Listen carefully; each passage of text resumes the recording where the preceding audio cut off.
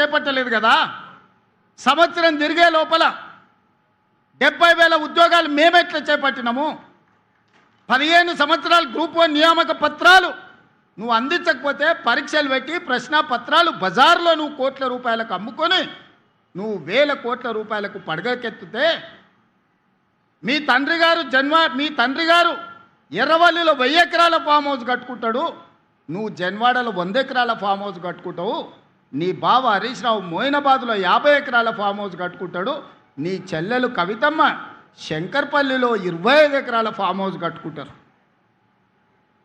తెలంగాణ రాష్ట్రం మాత్రం 8,11,000 కోట్ల రూపాయల అప్పులో మునిగిపోతుంది. మీకు టీవీలు వచ్చినాయి, మీకు పేపర్లు వచ్చినాయి, 1000 కోట్ల వ్యాపారాలు వచ్చినాయి. ఇంత ఆగర్భ శ్రీమంతులు నిజాం కంటే ధనవంతులుగా మీరెట్లా మారుతారు? 10 సంవత్సరాలల్లా 70,000 కోట్ల రూపాయల అప్పున్న రాష్ట్రం 8,11,000 కోట్ల రూపాయలకు తెలంగాణ ఎట్లా దిగజారిపోయిందో ప్రజలకు జవాబు చెప్పాల్సిన బాధ్యత లేదా అని ఈరోజు మేకతోలు కప్పుకున్న తొడేళ్ళని నేను అడగదలుచుకున్నా.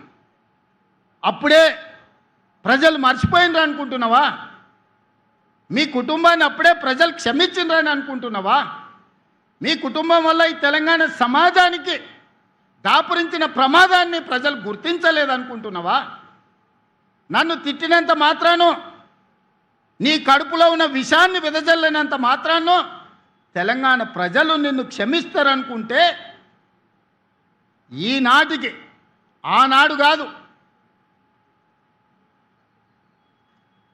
తెలంగాణ కవి చెప్పిండు,